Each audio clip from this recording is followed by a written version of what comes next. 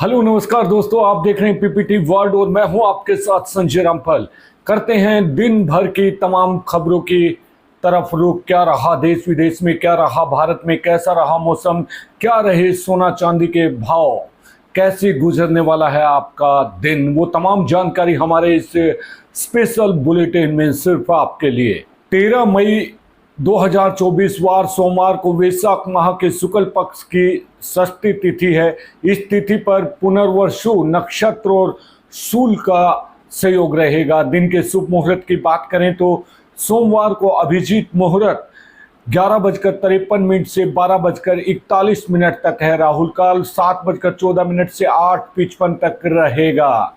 मौसम ने बदली चाल, बारिश से देश निहाल। जानिए कब, कहां और कितनी होगी वर्षा। जी हां, मॉनसून अपडेट 2024।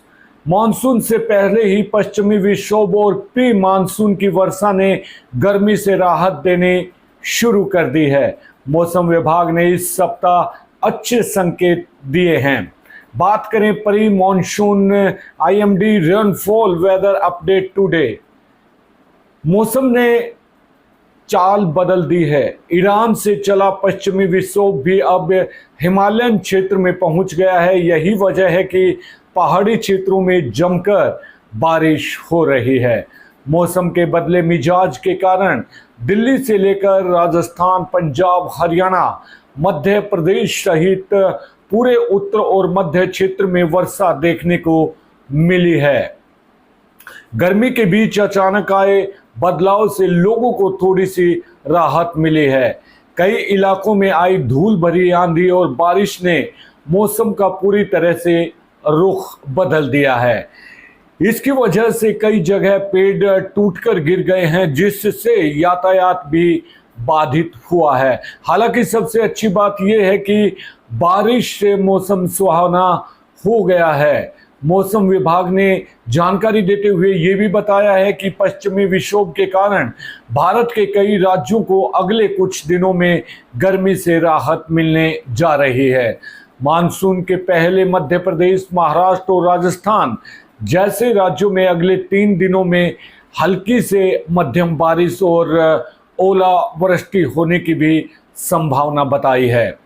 वहीं मौसम विभाग ने यह भी बताया है कि पूर्वी मध्य प्रदेश, विदर्भ और छत्तीसगढ़ के अलग अलग स्थानों में 13 मई 2024 को 40 से 50 किलोमीटर प्रति घंटा की गति से हवाएं चलेंगी। इसके साथ ओलावृष्टि भी होगी। मध्य महाराष्ट्र और पश्चिमी मध्य प्रदेश में ओलावृष्टि के साथ तेज 50 से 60 किलोमीटर प्रति घंटे की गति से हवाएं चलने का अनुमान है। 12 मई को भी इन इलाकों में इसी तरह की स्थिति रहने की संभावना बताई गई है। अब करते हैं सोना चांदी की तरफ रुख। सोना चांदी, सोने के घट गए हैं दाम, चांदी में भी आई गिरावट। क्या है 24 कैरेट गोल्ड का लेटेस्ट रेट?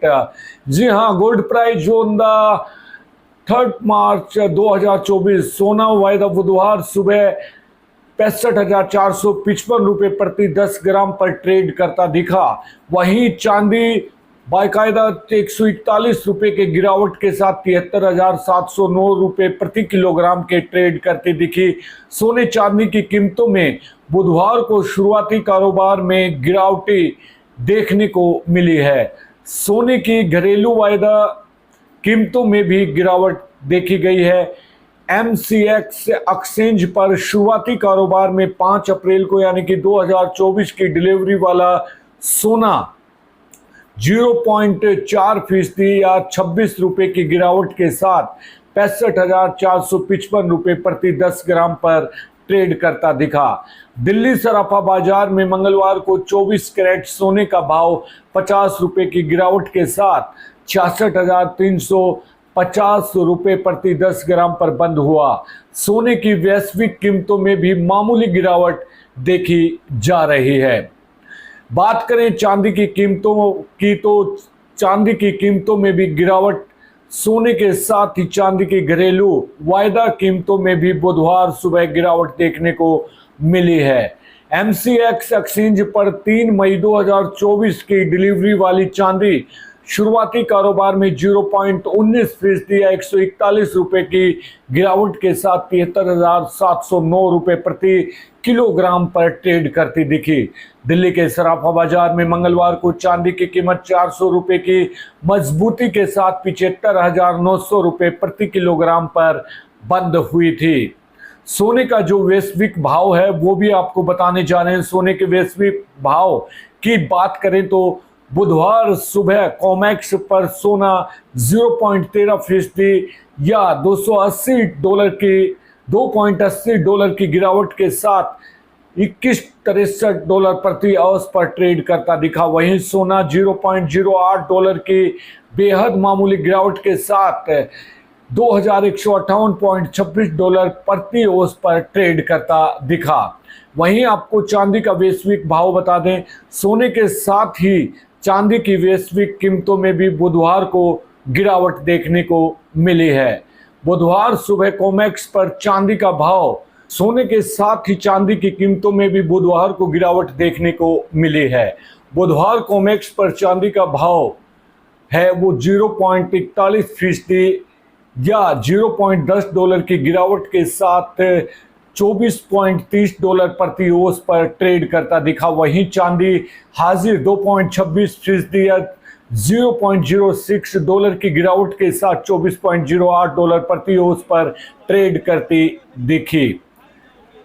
आंधी में टूटी हाई वोल्टेज की बिजली लाइन की चपेट में आने से बेटे की मौत व पिता घायल। गुस्साए ग्रामीणों ने 1.5 घंटे किया नेशनल हाईवे 152D को जाम। लापरवाही पर 3 कर्मचारी गिरफ्तार। अब खबर विस्तार से। ग्रामीणों ने आंधी में टूटी बिजली लाइन की दी थी सूचना, लेकिन सुबह लाइन छोड़ दी बिजली। लापरवाही पर 3 कर्मचारियों को किया गिरफ्तार। जी हां, हम बात कर रहे हैं चरखी दादरी के मकड़ाना गांव की, जहां परिवार ने बिजली निगम को 2 लाख का चेक दिया है। परिवार को बिजली निगम ने दिया 2 लाख का चेक। HKRN में नौकरी दिलाने का दिया आश्वासन। जी हां, चरखी दादरी के गांव मकड़ाना में शुक्रवार शाम को आई तेज आंधी व तूफान के बाद मकड़ाना में शनिवार सुबह खेतों को संभालने जा रहे पिता पुत्र टूटी हुई हाई वोल्टेज बिजली लाइन की चपेट में आ गए। हादसे में 17 वर्षीय किशोर अंशु की मौत हो गई तथा पिता 45 वर्षीय रामवीर बुरी तरह से झुलस गया। इस हादसे की सूचना मिलते ही ग्रामीण मौके पर पहुंचे तथा जमकर हंगामा किया। ग्रामीणों का कहना था कि उन्होंने बिजली निगम के कर्मचारियों को शुक्रवार शाम को ही करीब 8 बजे तार टूटा होने की जानकारी दे दी थी। इसके बावजूद कर्मचारियों की लापरवाही के कारण हादसा हुआ है। बाद में आसपास के गांव के सैकड़ों की संख्या में ग्रामीण मौके पर इकट्ठे हो गए, जिसके बाद बिजली निगम व प्रशासन के खिलाफ जोरदार नारेबाजी भी की गई। बाद में उच्च अधिकारियों के न आने पर ग्रामीणों ने हादसे से 300 मीटर दूर नेशनल हाईवे 152D पर जाम लगा दिया गया। इसकी सूचना मिलने के बाद मौके पर भारी पुलिस बल पहुंची। बाद में अधिकारियों के लिखित आश्वासन पर जाम खोला गया। आपको ये भी बता दें कि यूं हुआ हादसा। शुक्रवार शाम को जिले में जब तेज आंधी व बारिश हुई थी, जिसके कारण कई जगहों पर पेड़ भी गिरे थे तथा उनसे हादसे भी हुए थे। वहीं गांव मकड़ाना के खेतों में भी एक 11,000 वोल्टेज की लाइन का एक तार खंबे से टूटकर कच्चे रास्ते के बीच में लटक गया। इसकी सूचना शाम को करीब 8 बजे बिजली निगम के कर्मचारियों को दे दी गई थी, लेकिन सुबह ड्यूटी पर आए कर्मचारी ने लाइन में बिजली छोड़ दी। वहीं गांव मकड़ाना निवासी रामवीर अपने बेटे के साथ सुबह 7 बजे खेतों की देखरेख के लिए जा रहे थे तो अचानक वह लटके हुए तार की चपेट में आ गए। हादसे में अंशु की मौके पर ही मौत हो गई तथा रामवीर बुरी तरह से झुलस गया। बिजली न होने से अस्पताल में नहीं कटी पर्ची। ग्रामीणों ने बताया कि सुबह करीब 7 बजे हादसा हुआ था। उसके बाद लाइन कटवाकर वह घायल रामवीर को दादरी के सिविल अस्पताल में लेकर गए थे। काफी देर इंतजार करने के बाद भी वहां इलाज नहीं हो पाया तो परिजनों ने चिकित्सकों से इलाज शुरू करने या रेफर करने के लिए कहा। परिजनों का आरोप है कि चिकित्सकों ने उनसे बदतमीजी से बात की तथा अस्पताल में बिजली न होने की बात कही, जिसके कारण वहां पर्ची नहीं कटी और वहां से परिजन उसे रोहतक पीजीआई में लेकर गए, जहां पर रामवीर का इलाज चल रहा है। जमकर काटा बवाल। जी हां, कर्मचारियों की लापरवाही के कारण हुई मौत से गुस्साए ग्रामीणों ने बिजली निगम तथा प्रशासन के खिलाफ रोष जाहिर किया। गांव मकडाना सहित गांव मकडानी मोड़ी में काफी संख्या में ग्रामीण मौके पर पहुंच गए। इस दौरान काफी अधिकारियों व पुलिस ने ग्रामीणों को मनाने का भी प्रयास किया, लेकिन ग्रामीणों ने मुख्य रूप से 3 मांग रखी, जिसमें परिवार को उचित मुआवजा, परिवार में एक सरकारी नौकरी तथा लापरवाही बरतने वाले कर्मचारियों को बर्खास्त करने तथा कानूनी कार्रवाई करने की मांग की। 152D पर लगाया जाम।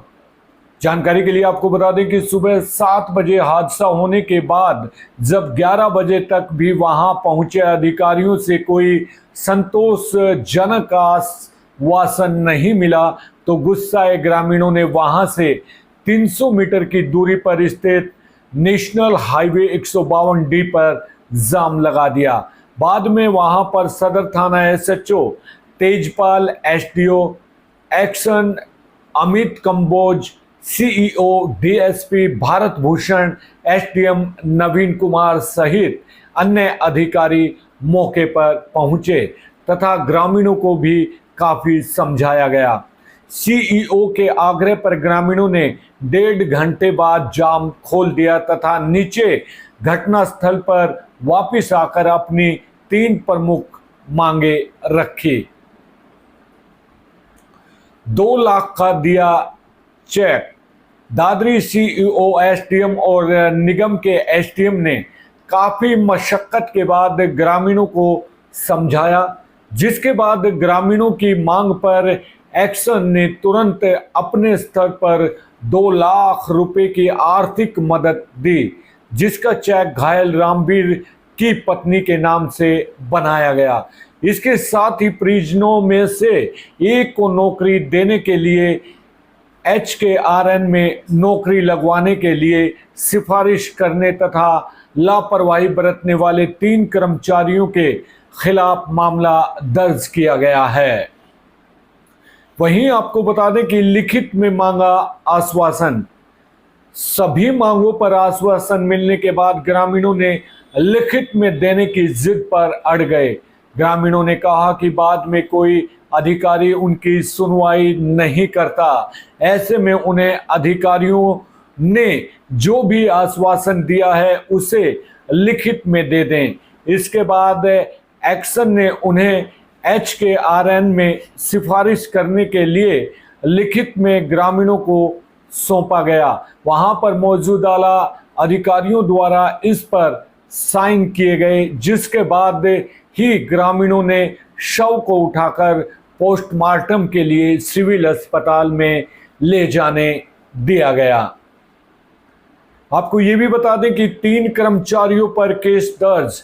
एसडीएम दादरी के एसडीएम नवीन कुमार ने बताया कि बिजली करंट की चपेट में आने से युवक की मौत तथा उसका पिता घायल होना बड़ी दुखद घटना है। उन्होंने कहा कि परिवार को इलाज के लिए तुरंत राहत के तौर पर बिजली निगम ने 2 लाख रुपए का चेक दिया गया है और बिजली निगम के कर्मचारी, फोरमैन, लाइनमैन तथा ALM पर धारा 304 के तहत लापरवाही का केस दर्ज कर लिया गया है तथा तीनों को गिरफ्तार भी कर लिया गया है। एक सदस्य को HQ ऑन में नौकरी दिलाने का भी आश्वासन दिया गया है। क्या नाम है? मेरा संजीव कुमार, गांव क्या कुछ मकडाना। हादसा हुआ ये? भाई एक किसान है, मेरा अंकल लग है, वो और उसका लड़का सुबह खेत मान लाग रहा था। जो जिसकी डेथ हो गई, जो भाई है उसका तो अंशु नाम है, और जो किसान है उसका रामवीर नाम है। अंशु की उम्र कितनी थी? अंशु की उम्र है 17-18 साल। रामवीर की उम्र है 45 से 50 साल के बीच में है। कैसे आ रहे थे? अंकल क्या कुछ? ये बाइक से आ रहे थे और रात को आंधी चली थी, और उसके कारण ये देखने आ रहे थे कि भाई कोई पेड़ वगैरह टूटा हुआ है या नहीं। खेत संभालने आए थे, और खेत संभालने के लिए आते टाइम रास्ते में बिजली की तार पड़ी हुई थी, उसकी शिकायत रात को 8 साढ़े 8 बजे गांव वालों ने भी कर दी थी। पावर हाउस में की तार टूटी हुई है और उसका कोई समाधान कर दो और लाइट मत छोड़ना जब तक इसको रिपेयर नहीं कर देते। उसके बावजूद इन्होंने लाइट नहीं काटी बिजली वालों ने। उसके कारण ये एक मर्डर मान लो आप, मर्डर कर दिया बिजली वालों ने। जो पता होते हुए ये एक नहीं, पता नहीं गांव में क्या घटना हो रखी होगी अभी, जिसकी हमें पता नहीं है। हम तो यहाँ खेतों में बैठे हुए हैं, और गांव का बिजली वालों के प्रति बहुत ज्यादा रोष और कार्रवाई चाहिए। एक सरकारी नौकरी 50 लाख रुपए की मांग है इनकी, और हमें पुलिस और प्रशासन सोच रहा है कि डेड बॉडी को उठा के जबरदस्ती दाग दिलवा दिया जाए और हम कार्रवाई से वंचित रह जाए ना। लोगों को गिरफ्तार करने की चीज इनकी मंशा है, और सारा विभाग, दोनों विभाग, पुलिस विभाग और बिजली विभाग दोनों मिले हुए हैं। हमें इसकी कार्रवाई अभी आज ही इसी टाइम पे ही चाहिए। ऑन द सपोर्ट कार्रवाई नहीं हुई तो हमें 152 हाईवे लगता है, नेशनल हाईवे है, जो कि उसको जाम कर दिया जाएगा। बहुत यह इकोनॉमिकल कॉरिडोर है, पंजाब को राजस्थान से जोड़ता है, हरियाणा में जाता है। इसको हम बिल्कुल ब्लॉक कर देंगे और उठाएंगे नहीं। कोई भी आ जाओ, चाहे हमें आश्वासन नहीं, काम चाहिए पक्का, कागजों में लिखित में सारी चीजें चाहिए। कौन कौन अधिकारी आए हैं? अधिकारी अभी तो एक SHO आई हुई है फिलहाल यहाँ पे, और घटना सुबह लगभग 7 बजे की है। अभी देख लो क्या टाइम बचा हुआ है। बिजली बोर्ड से कोई अधिकारी? बिजली बोर्ड से SDO आए हैं, अभी आए हैं वो की 11 बजे, और वो भी कॉलों पे बात कर रहे हैं। एक्शन भी यहाँ पे नहीं पहुंचा है। वो उनसे बात कर रहे हैं फोन पे कि हम HKRN में नौकरी दे देंगे, जरूरी आश्वासन दे रहे हैं कि कार्रवाई कर देंगे। आश्वासनों से कुछ नहीं होता है। एक बार अगर झूठे आश्वासन है, आज तक रिकॉर्ड में है, कभी भी आश्वासन के सारे काम हुआ है क्या? प्रधानमंत्री नरेंद्र मोदी ने बैरकपुर पश्चिमी बंगाल में एक रैली में तृणमूल कांग्रेस की आलोचना की, जिसका नेतृत्व ममता बनर्जी कर रही है, और कहा कि उन्होंने घुसपैठियों को पनपने दिया है। उन्होंने नागरिकता संशोधन अधिनियम को लागू करने और राज्य के लोगों को 5 गारंटी देने का आश्वासन दिया है।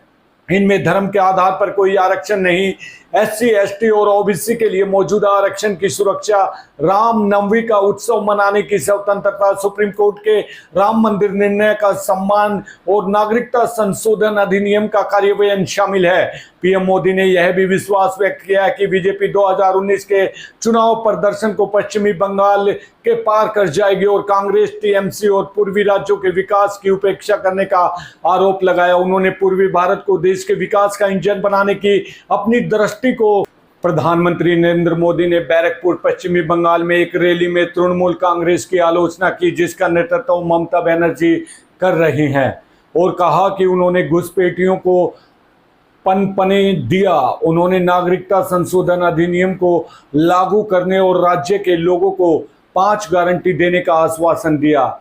इनमें धर्म के आधार पर कोई आरक्षण नहीं, SC ST और OBC के लिए मौजूदा आरक्षण की सुरक्षा, रामनवमी का उत्सव मनाने की स्वतंत्रता, सुप्रीम कोर्ट के राम मंदिर निर्णय का सम्मान और नागरिकता संशोधन अधिनियम का कार्यान्वयन शामिल है। पीएम मोदी ने यह भी विश्वास व्यक्त किया है कि बीजेपी 2019 के चुनाव प्रदर्शन को पश्चिमी बंगाल में पार कर जाएगी, और कांग्रेस TMC पर पूर्वी राज्यों के विकास की उपेक्षा करने का आरोप लगाया। उन्होंने पूर्वी भारत को देश के विकास का इंजन बनाने की अपनी दृष्टि को रेखांकित किया और औद्योगिकरण को बढ़ावा देने वाली अवसंरचना परियोजनाओं का उल्लेख किया।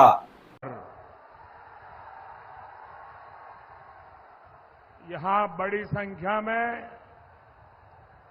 हमारी माताएं बहनें भी आई हैं। ये तस्वीर दिखा रही है कि बंगाल में इस बार एक अलग ही माहौल है, कुछ अलग ही होने जा रहा है।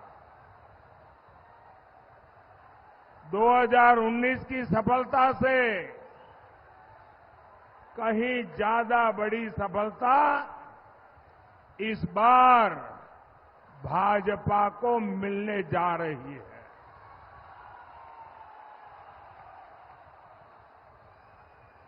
पूरा देश जो कह रहा है, बंगाल उसको जोरों से कह रहा है और पूरा बंगाल कह रहा है आभार एक बार, आभार एक बार, आभार एक बार। भाई और बहनों, पश्चिम बंगाल मोदी के मिशन पूर्वी भारत का बहुत महत्वपूर्ण राज्य है। आप जानते हैं, आजादी के 50 साल तक कांग्रेस के परिवार ने ही सरकारें चलाई, लेकिन कांग्रेस शासन में पूर्वी भारत को सिर्फ गरीबी मिली, सिर्फ पलायन मिला। कनाडा की पुलिस ने 22 वर्षीय भारतीय नागरिक अमनदीप सिंह को खालिस्तान आतंकवादी हरदीप सिंह निज्जर की हत्या के मामले में चौथे संदिग्ध के रूप में हिरासत में ले लिया है। अमनदीप, जो ब्रैकपंटन सर और एक्सपोर्ट में रहता था, पहले से ही ओंटारियो के असंबंधित आग्नेय शस्त्रों के आरोप में हिरासत में था। उस पर निज्जर की हत्या में प्रथम श्रेणी की हत्या और साजिश के आरोप हैं। इससे पहले करण बराड़, कमलप्रीत और करणप्रीत सिंह को इसी तरह के आरोपों में गिरफ्तार किया जा चुका है। निज्जर की मौत, जो कनाडा के सरे में एक गुरुद्वारे के बाहर हुई थी, भारत कनाडा संबंधों में एक विवाद का विषय रही है, जिसमें कनाडा ने इस अपराध में भारतीय भागीदारी का सुझाव दिया है और भारत ने कनाडा के प्रधानमंत्री जस्टिन ट्रूडो के खालिस्तानी समर्थकों के प्रति रुख की आलोचना की है। ऑल इंडिया मजलिस इत्तेहादुल मुसलमान के नेता और हैदराबाद से सांसद असदुद्दीन ओवैसी ने एक चौंकाने वाली भविष्यवाणी की है कि एक दिन भारत की नेता हिजाब पहने महिला हो सकती है। हालांकि वह खुद इसे देख पाने की उम्मीद नहीं रखते। एक साक्षात्कार में उन्होंने प्रधानमंत्री नरेंद्र मोदी को राजनीति के रूप से हारने की जरूरत पर जोर दिया, जिन पर उन्होंने मुसलमानों के प्रति गहरी दुश्मनी रखने का आरोप लगाया है, जो कि उनके अनुसार हिंदुत्व की विचारधारा में निहित है। ओवैसी ने मोदी पर G20 शिखर सम्मेलन और चंद्रयान 3 मिशन जैसी भारत की उपलब्धियों की दरकिनार करते हुए मुसलमानों के प्रति संदेह पैदा करने और उन्हें घुसपैठिए के रूप में चित्रित करने के लिए उनकी मूल विभाजनकारी एजेंडा पर वापस जाने की आलोचना की है। कांग्रेस के नेता अधीर रंजन चौधरी ने हाल ही में अपनी एक टिप्पणी से खलबली मचा दी है। उन्होंने सुझाव दिया है कि यदि उद्योगपति जैसे कि अदानी और अंबानी कांग्रेस को पैसे भेजते हैं तो वे संसद में उनकी आलोचना नहीं करते। भाजपा ने उन पर कांग्रेस के हफ्ता वसूली मॉडल का पर्दाफाश करने का आरोप लगाया, जिसका अर्थ है कि कांग्रेस केवल तब तक विरोध करती है जब उन्हें पैसे नहीं मिलते। भाजपा के प्रवक्ता शहजाद पूनावाला ने चौधरी पर ऐसे पैसे के बदले चुप रहने की बात को स्वीकार करने की आलोचना की है। बहरामपुर में कांग्रेस के लिए चुनाव लड़ रहे चौधरी ने चुनावों की उच्च लागत पर भी अफसोस जताया। कहा कि अदानी से एक बोरी पैसा बड़ी मदद होगी। बेंगलुरु के भारतीय खगोल भौतिक संस्थान खगोलविदों ने लद्दाख के आसमान में शक्तिशाली शोर तूफानों के कारण उत्पन्न हुए आकर्षक लाल औरोरा का निरीक्षण किया। ये तूफान शोर क्षेत्र से निकले कोरोनल मास से इंजेक्शन के कारण आए हैं, जिसके अंतरिक्ष मौसम को प्रभावित किया है। CEMS 700 किलोमीटर की गति पर चल रहे थे और शोर ज्वालाएं पृथ्वी के वायुमंडल तक पहुंची, जिससे अमेरिका और ब्रिटेन जैसे निम्न अक्षांश वाले क्षेत्रों से भी स्पष्ट अरोरा दिखाई दिए। अमेरिका के राष्ट्रीय महासागरीय और वायुमंडलीय प्रशासन ने इसे 2003 के बाद सबसे मजबूत चुंबकीय तूफान बताया और इसकी तुलना 1859 में एक ऐतिहासिक कैरिगेटन से की। Larsen and turbo limited LNT के निदेशक और CFLO के शंकर रमन के अनुसार कंपनी 2026 के बाद हैदराबाद मेट्रो परियोजना में अपनी 90% हिस्सेदारी कम करने जा रही है। यह निर्णय महालक्ष्मी योजना के प्रकाश में आया है, जिसमें महिलाओं और ट्रांसजेंडरों को राज्य द्वारा संचालित बसों में मुफ्त यात्रा की अनुमति है, जिसमें मेट्रो की सवारी में कमी आई है। वर्तमान में मेट्रो का दैनिक उपयोगकर्ता लगभग 480,000 है, लेकिन LNT कम यात्रियों के कारण वित्तीय बोझ कम करना चाहती है। रमन ने सार्वजनिक परिवहन में लिंग आधारित परिवर्तन की ओर इशारा किया है, जहां महिलाएं बसों का और पुरुष मेट्रो का उपयोग करते हैं, जहां औसत किराया 35 रुपए है। तेलंगाना सरकार से 3,000 करोड़ रुपए का ब्याज मुक्त ऋण प्राप्त करने के बावजूद LNT मेट्रो से जुड़ी रियल एस्टेट को मुद्रीकृत करने की तलाश में है। रमन ने राज्य की पहल की प्रशंसा की और वित्त पर इसके प्रभाव को लेकर भी चिंता व्यक्त की है। भारतीय कंप्यूटर आपातकालीन प्रतिक्रिया टीम ने और गूगल क्रोम डेस्कटॉप एप्लीकेशंस के रूप में गंभीर सुरक्षा खामियों के बारे में उपयोगकर्ताओं को सचेत किया है। ये खामियां हैकर्स को आपके कंप्यूटर पर दूर से नियंत्रण करने और हानिकारक कोड चलाने की अनुमति दे सकती है। iTunes में पाई गई समस्या कोर मीडिया घटक में है। हैकर्स इसका फायदा उठाने के लिए एक विशेष अनुरोध भेज सकते हैं। गूगल क्रोम की बग यूज FTR फ्री घटकों में पाई गई है। विंडो और मैक के से पहले संस्करणों और लिनुक्स के संस्करण को प्रभावित करती है। CERT ने उपयोगकर्ताओं को इन जोखिमों से बचने के लिए तुरंत अपने सॉफ्टवेयर को अपडेट करने की भी सलाह दी है। दिल्ली के मुख्यमंत्री और आम आदमी पार्टी के नेता अरविंद केजरीवाल ने केजरीवाल की गारंटी नामक वादों का एक सेट पेश किया है। उन्होंने वादा किया है कि अगर आप आगामी लोकसभा चुनाव में जीत जाती है तो वे मुफ्त बिजली, उच्च शिक्षा और स्वास्थ्य सेवा प्रदान करेंगे। केजरीवाल ने गरीबों के लिए 200 यूनिट मुफ्त बिजली का वचन दिया है, जिसका खर्च 1.25 लाख करोड़ होगा, जिसे वे संभालने का दावा करते हैं।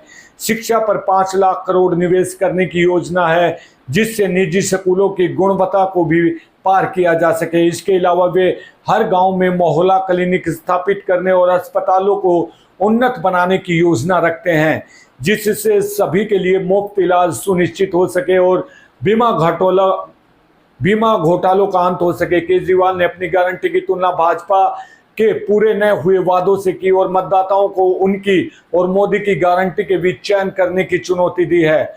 तो दोस्तों, ये थी आज की हमारी अहम और पुख्ता खबरें। कल फिर मिलेंगे इसी वक्त इसी समय। बने रहें हमारे साथ, देखते रहें PPT न्यूज। अगर आपने हमारे चैनल को सब्सक्राइब नहीं किया तो बेहतरीन और उम्दा खबरें देखने के लिए हमारे चैनल को जरूर सब्सक्राइब करें। अब अपने भाई संजय रामफल को दीजिए इजाजत। आप हमेशा सुरक्षित रहिए, अपना ख्याल रखिए। नमस्कार।